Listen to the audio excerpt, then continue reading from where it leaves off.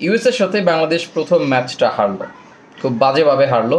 দ্বিতীয় ম্যাচে বাংলাদেশ কতটা ঘুরে দাঁড়াবে বা কি করবে সেটা আসলে দেখার বিষয়। ম্যাচ শেষে আসলে সেই রেজাল্টটা আমরা জানতে পারবো, কিন্তু তার আগে একটা বার্নিং কোয়েশ্চেন বাংলাদেশ দলের জন্য, যেটা হচ্ছে বাংলাদেশের ক্যাপ্টেন শান্ত এই ম্যাচে টস জিতে ফিল্ডিংয়ের সিদ্ধান্ত নিয়েছেন। কেন নিয়েছেন? এটা হচ্ছে সবার প্রশ্ন। ব্যাটিং ব্যর্থতা ঢাকার জন্য টপ অর্ডার ব্যাটার শান্তর নিজের ব্যাটিং বা মিডল অর্ডার, আপনি যাই বলুন না, মিডল অর্ডারে দু একজন ভালো করছে, ঠিক আছে, করবে, স্বাভাবিক। কিন্তু বাংলাদেশ যে টি-20-তে 150-60, 140-50-60 এর বেশি রান এভারেজে করতে পারছে না, এটা যে একটা খুবই খারাপ একটা ব্যর্থতা, যেটাকে আপনি যদি খুব বাজেভাবে ব্যাখ্যা করতে চান সেটাও আপনি করতে পারেন। এই ব্যর্থতা ঢাকার জন্য বাংলাদেশ ইউএসের মতো একটা দলের সাথে প্রথম ম্যাচে হেরে দ্বিতীয় ম্যাচে টসে জিতে ব্যাটিং নেবে, এটা আসলে কল্পনা করা যায় না। শুধু এই ম্যাচেই না, বাংলাদেশ এর আগের সিরিজটা খেললো হচ্ছে জিম্বাবুয়ের সাথে 5 ম্যাচের টি-20 সিরিজ, যাকে কিনা বলা হয়েছিল বাংলাদেশের টি-20 বিশ্বকাপের প্রস্তুতি।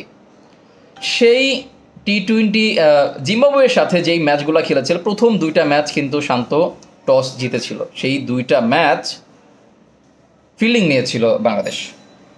সেখানে রান কত হয়েছে সেটা আপনারা জানেন, সেটা আর বলে বা এখন নতুন করে মনে করিয়ে দেওয়ার মতো বিষয় না।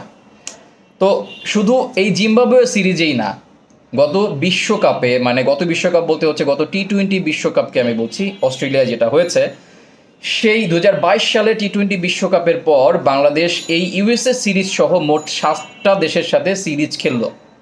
অনেকের সাথে 5 ম্যাচ আছে, অনেকের সাথে 3 ম্যাচ, অনেকের সাথে 2 ম্যাচ। সব মিলিয়ে এই 2টা ইউএসএর সাথে এই 2টা ম্যাচ আমি বাদ দিলাম, এই 2টা ম্যাচ বাদ দিয়ে বাংলাদেশ ম্যাচ খেলেছে টি-20 ম্যাচ 2022 ওয়ার্ল্ড কাপের পরে 19টা। সেখানে টস উইনিং রেশিও অনেক ভালো বাংলাদেশের। 19টা ম্যাচের 12টা ম্যাচে বাংলাদেশ টস জিতেছে। কিন্তু আপনার চোখ কপালে উঠে যাবে তখনই যখন আপনি জানবেন যে এই 12টা ম্যাচ টস জেতার পরে বাংলাদেশ ব্যাটিং নিয়েছে মাত্র একটা ম্যাচে, আর 11টা ম্যাচে বাংলাদেশ ফিল্ডিং নিয়েছে। তার মানে কি? তার মানে দাঁড়ায় হচ্ছে বাংলাদেশের প্রত্যেকটা ম্যাচেই ব্যাটিং ব্যর্থতা ঢাকার জন্য। আমি বলছি, মানে অনেকে বলতে পারেন যে আসলে পিচ বিবেচনায় বা পিচের কন্ডিশন অনুযায়ী বাংলাদেশের অধিনায়করা বা কোচরা এরকম অ্যাপ্রোচ করে থাকে যে ফিল্ডিং নেওয়ার।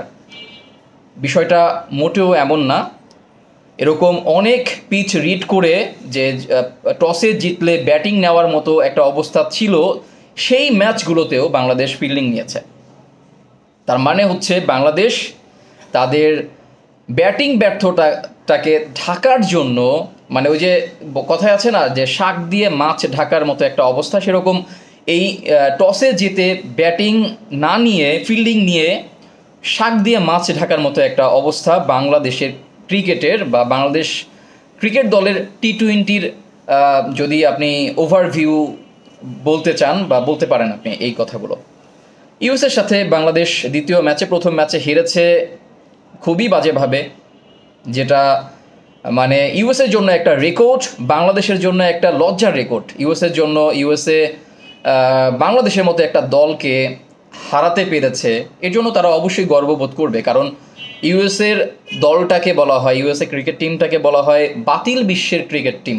অন্যান্য দেশের প্লেয়াররা বা ক্রিকেটাররা সেই দেশে খেলতে সুযোগ না পেয়ে বা সেই দেশে খেলার পরে বাদ হয়ে যাওয়ার পরে এই ইউএসএ ক্রিকেটের সাথে যোগ দিয়েছে, সেই দলটাই বাংলাদেশকে হারিয়েছে একদম লজ্জাজনকভাবে। এখন বাংলাদেশের ক্রিকেটাররা বা বাংলাদেশ ক্রিকেট টিম বা শান্ত, আপনি যাই বলেন, যেভাবেই বলেন, ইউএসের সাথে দ্বিতীয় ম্যাচে তারা কী করলো? টসে জিতে ব্যাটিং না করার সিদ্ধান্ত নিয়ে তারা ফিল্ডিং করার সিদ্ধান্ত নিল, যেটা অবশ্যই ইঙ্গিত দেয় বাংলাদেশের ব্যাটিং ব্যর্থতাকে, অবশ্যই ব্যাটিং ব্যর্থতাকে। কারণ আপনি সামনে বিশ্বকাপ, ইউএসের মতো দলের সাথে খেলছেন, আপনার ব্যাটিং সামর্থ্য কতটুকু আছে, আপনার ওপেনাররা কীরকম পারফর্ম করতে পারছে, বা আপনার আপনার বোলাররা তো ভালো। আপনারা জানেন যে আপনি বাংলাদেশ ছাড়ার যেদিন ছাড়েন, আমেরিকার উদ্দেশ্যে যান, প্রেস কনফারেন্সে বলছিলেন শান্ত যে বোলাররাই টি-20 ম্যাচ জেতায় এবং বাংলাদেশের বোলাররা অনেক ভালো করছে। অবশ্যই অনেক ভালো করছে, তাসকিন থেকে শুরু করে শরীফুল বা মুস্তাফিজ।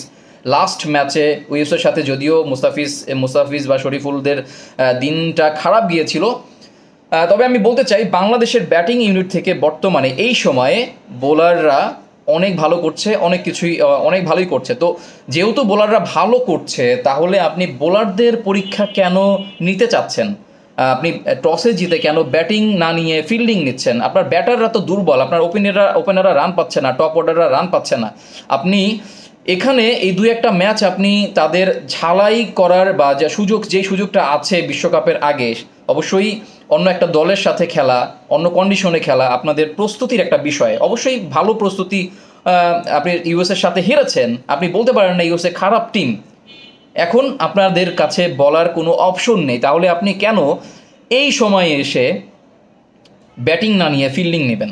আপনার ব্যাটাররা ভালো করছে না, আপনার ব্যাটাররা 150, 140, 60-এর উপরে যেতে পারছে না। 200, যেখানে অহরহ 200 রানের থেকে বেশি 200-250 রান হচ্ছে এবং সেই রানগুলো চেস করা যাচ্ছে খুব সহজে।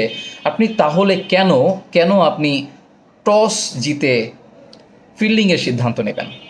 এই সিদ্ধান্ত কতটা যৌক্তিক হতে পারে? হ্যাঁ ঠিক আছে, আপনি ইউএসের সাথে এই ম্যাচটা হয়তো বা জিতে যাবেন, বা যখন আমি ভিডিওটা আপলোড করব বা কোথাও যদি আপনি যখন দেখবেন এই ভিডিওটা, তখন আপনি বুঝতে পারবেন, বা ততক্ষণে ম্যাচের রেজাল্টটা চলে এসেছে, বাংলাদেশ জিতেও যেতে পারে। কিন্তু প্রশ্ন হচ্ছে এই সময় এসে ইউএসের মতো একটা দেশের, ইউএসএ যদি আমাদের হারিয়েছে, ইউএসএ অবশ্যই ভালো শক্তিশালী দল, কিন্তু আমরা তো জানি বাংলাদেশের বা অন্য দলের তুলনায় ইউএসএ কতটা শক্তিশালী।